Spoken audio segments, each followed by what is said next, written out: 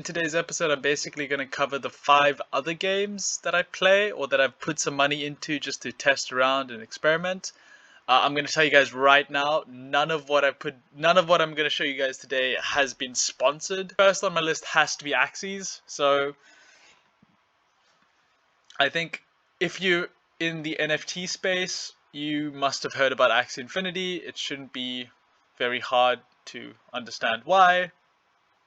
But yeah, I've been in Axie since June, I think. I think one of the YGG guys. So when YGG, there was a period of time that YGG took over our Discord, and for the longest time, random people would join in and go, "Hey, I need a scholarship. I need a scholarship," and then I would be like, "Oh, go to the YGG Discord," and I became really close with some of the guys from YGG, and one of my friends from Splinterlands decided to buy a team, so I decided to buy a team. And yeah, the game's been good. I mean, I don't think I've actually made that much profit from it, but it's been a fun game. I think I've got like 4 scholarships at the moment. I could potentially make a 5th, but these axes aren't that good. You can't see the stats, but we can click in on them. So some of them lack the good stats.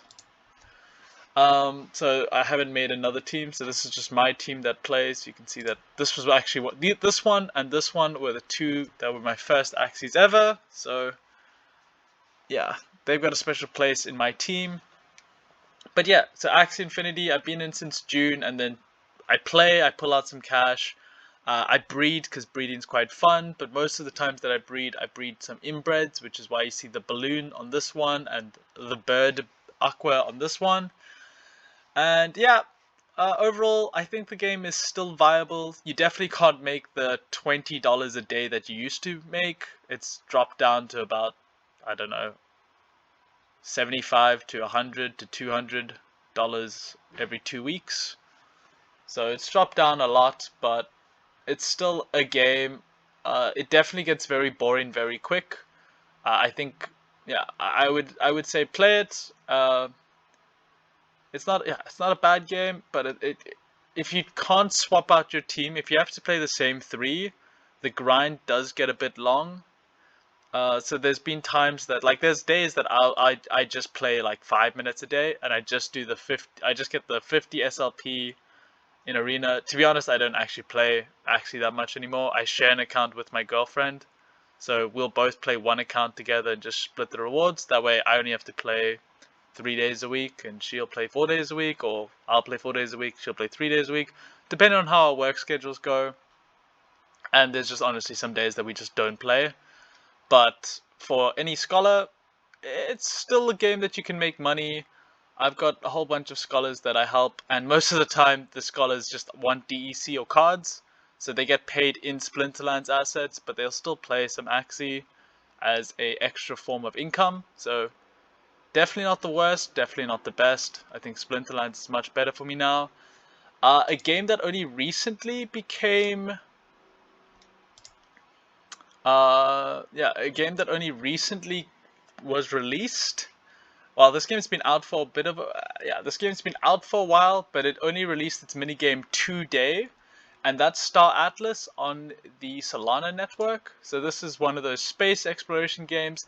The website itself is actually amazing. Like, whoever built this website, good on you. It's a beautiful website, and it's super clean, it's super smooth. There's a lot of problems with this game, like when they released this minigame, like, yeah, I'm not such a big fan of this minigame in the sense that it's not really a game. You basically stake your assets or your NFTs. So in this case, I've got some spaceships that I've staked.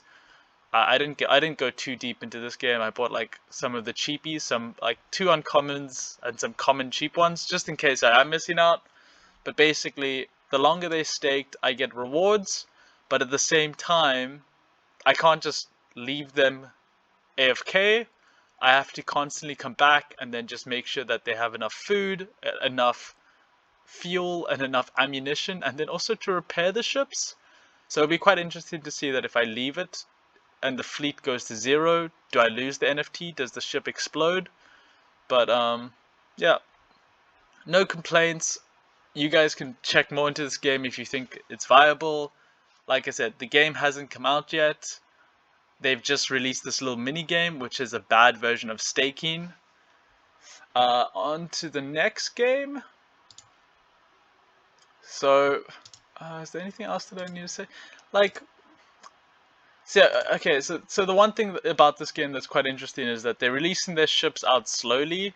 So, like, there'll be some ships that come out on December 21, December 22. Their structures, which is going to be their land, that comes out on New Year's Day, so you can buy some land if you want to try and get some land. It doesn't really seem like you get land, but you get resources and the ability to claim land, but then these will be swapped and traded and stuff like that. So you've got to be in space and you've got to secure the land that you want. So that'll be a bit interesting to see how that works. I'm still learning a lot about this game. I just saw it was popping off and I decided to buy a few basic ships. And then today I've gone in and staked them. So now I'm earning their local token, which is Atlas. I think when I last looked, it was like 0.12 to the dollar. So every day this is making a few cents. This will make some sense. 12, and then I've got a big one that makes like 47. So that's like $5 a day. But then at the same time, it's not actually $5 a day because I've got to come back every few days and just make sure that these ships are fed and alive, which is quite interesting, but not the most exciting thing. I was hoping for like a proper game where you go explore and then there's a small chance that you pull back some rare NFTs or that like something along the lines of there was actually a really cool space exploration game. I forgot what it was called. But anyway, so this game isn't out yet, but you can get your staking done if you want to get in early and just start earning some of the local tokens. The next game is Polychain Monsters. So Polychain Monsters, I never heard of it before, but I'm a big fan of Stealth Trader, and in lots of his giveaway and in his giveaways he gave me a whole bunch. So I think he gave me about like 8, and I think of the 8, I think the dragons and these aquas are all from him. Like I have terrible luck when I do this by myself. But basically, yeah, he gave me a whole bunch, and then what I decided to do was buy a whole bunch of packs. So I bought a couple $100. I think one pack, which is 3 of them, costs about between $10 and $15, depending on when you bought it. So I would have had to buy just under 30 bags. But I probably bought like 20, I probably spent like $200 to $300 in this game. So not too much. What happens is you can stake them. So if I go to, I think it's finance. Nope. Earn, collect to earn. This is probably it. So the game is in alpha right now. I'm not going to show you guys. You can Google, like any of these games, I'm not going to show you the gameplay. You can Google them yourselves and just see if they interest you. I'm just showing you guys what I put my money into besides Splinterlands. I still would 100% recommend you put your money into Splinterlands, but if you're also looking to slowly diversify and move on to other games, you can check that out.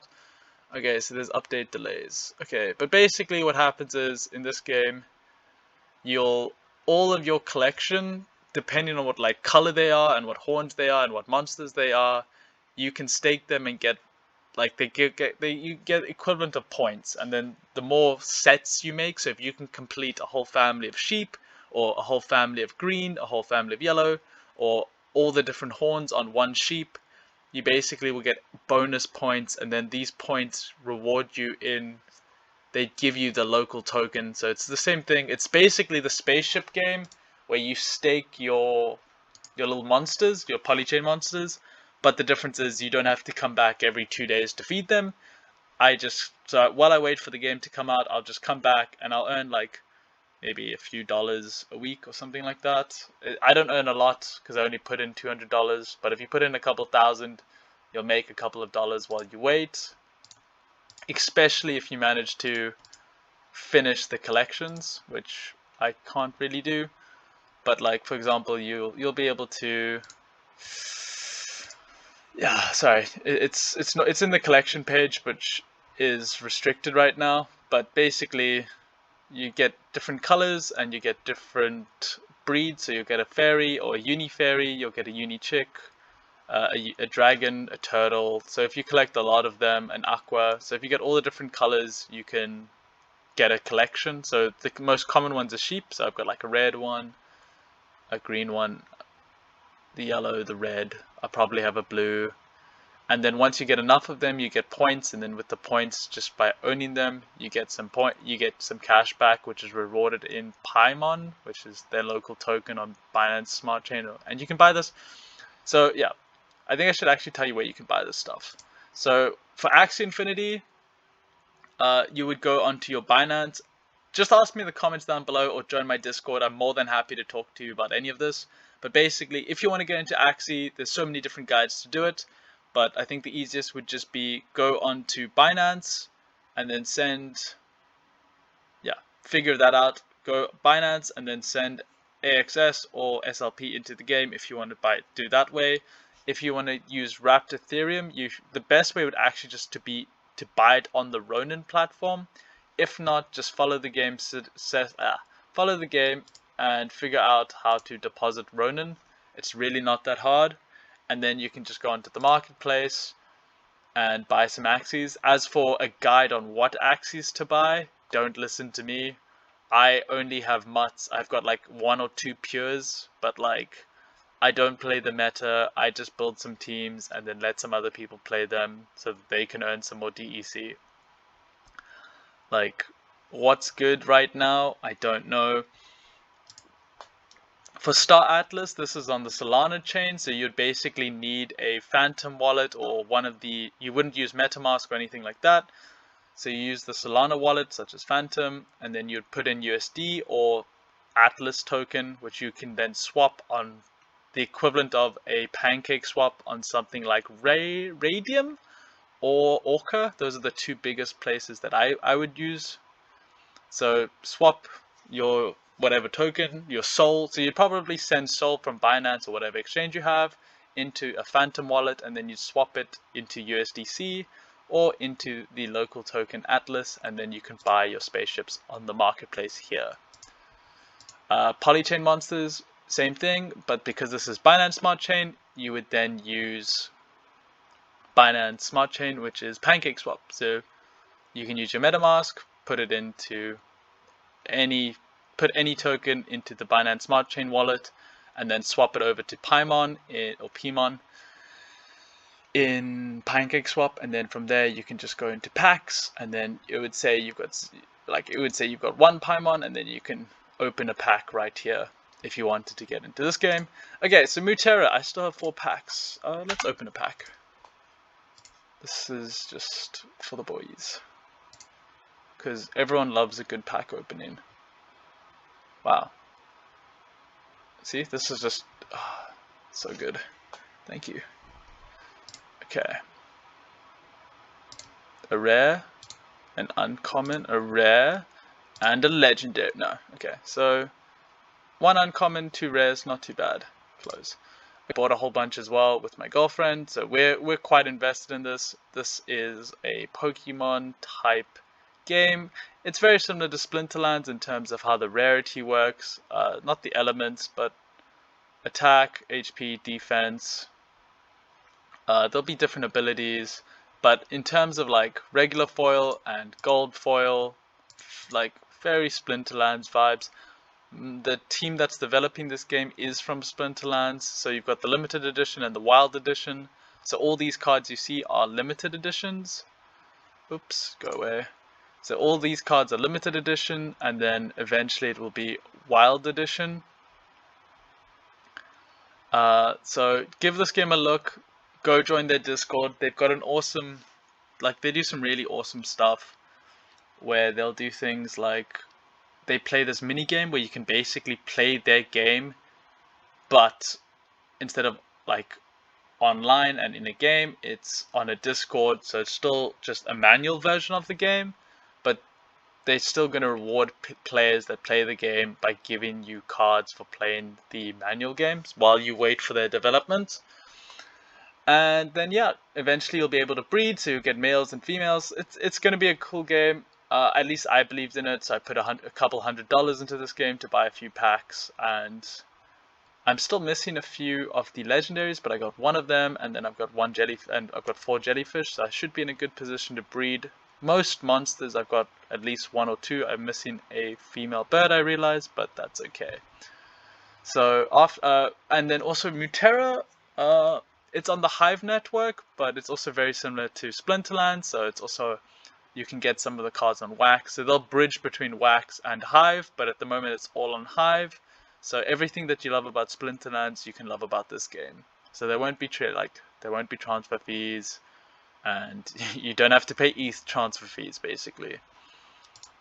I think the last game on my list that I want to talk about is Gala Games. So Gala Games, they've got so many different games under their platform. I'm not going to say that they're a games developer, but they're starting to become like Steam, and then like that's what it feels like, at least. So like you'll see that it'll say Gala Games built Townstar, and then you'll see Gala Games is building Miranda's, which looks amazing. I really want to get some of these assets, but I haven't because they're very expensive and they're in Ethereum. But now you get like The Walking Dead is coming out, Legacy's coming out, Last Expansion, Echoes of the Empire, Spider Tanks, Fortified. And so basically what happened is I saw Spider Tanks and I straight away bought in. Bit premature, I don't know if it was the right thing to do, but basically it's one of those like auto brawler type games. It looks fun. It's laggy. Let's go back. Oops, I don't want to show you the same gameplay. Okay, but basically, yeah, you control a tank and then you run around with your tank. I don't know how pay to win this game is. Like, their lands came out for this game and I got really upset. Like, look how expensive this fucking land is. It's a joke. I think ever since games like Sandbox came out and stuff like that, game developers looked at how Sandbox does it now, where they charge you like $5,000 for a plot of land before it even can be resold, and now they're selling their lands at like 3 Ethereum just to, like, that's the cheapest one. They also looked at games like Axie Land. Like, Axie Land's very fucking expensive as well. I think it's also like 13,000 or something like that. I think like 3 ETH, yeah, 11,000. So like, I don't know why, but they just assume that like 3 Ethereum is a normal entry point for a piece of land, which is ridiculous, but whatever. So the cheapest land is 3 ETH, and then the most expensive is 174. So I don't know who's going to spend $1 million on a epic or ancient piece of land, but when I saw these land prices, I got really upset. I think they're fucking mad. So I have some tanks items. So yeah, I can play this game. It's not very exciting. I got 1 uncommon weapon and then 2 common weapons and then 2 bodies, so that me, my girlfriend, or me and a friend can play the game. Yeah, I don't know. I'm quite upset at Gala Games right now because of that. I find that their pricing for lands, what they've done is they've realized how much people are willing to pay for land, and they're just now going like, okay, well, we're gonna make that. But I think that takes away the whole fun. I think land should always be like, their Miranda's land was cheap, and I don't even know if it's Gala Games. It could just be each individual developer. So it could just be Game Deer that does it, or like Iron Games. Like, if you look at what's this? Celestial, what's this game called again? Echoes of the Empire, that's right. Like, this thing, like, their land as well, so just fucked. This all upsets me so much, as you can tell.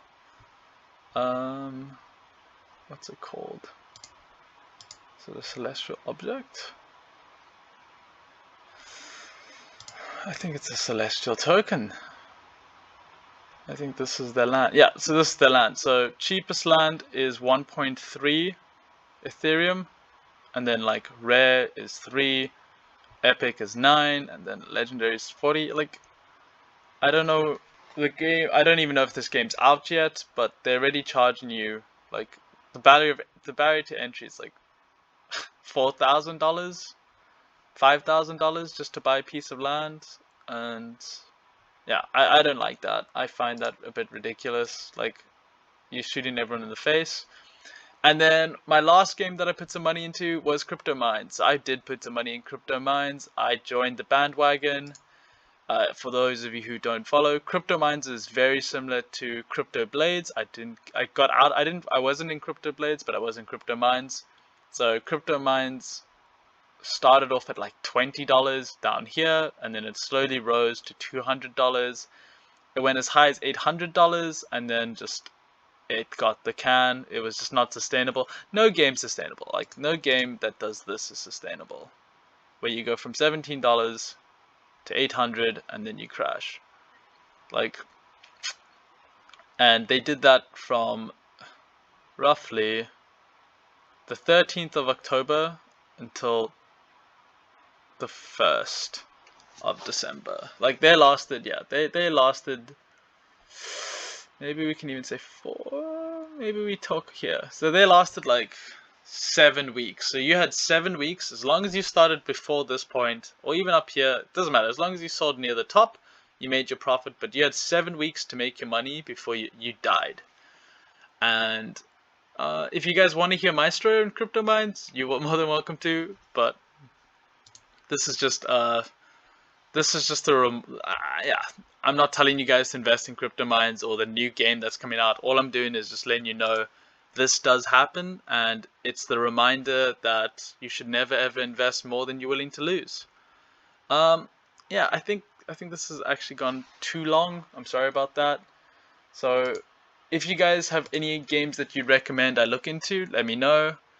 If not, your normal Splinterlands content is coming back. There's a few people that have been asking me what games and stuff like that have I been buying, so I thought I'd share. Cheers! So please like and subscribe and let me know in the comments what you want me to do next. And if you're a new player, please use the promo code and I'll happily send you the $0.5 back to you. It just lets me know that people are watching and using the promo, and I'm helping new players join the community. Also, if you find me on the Discord, just pop me a message. I'll happily delegate any of the new players some power.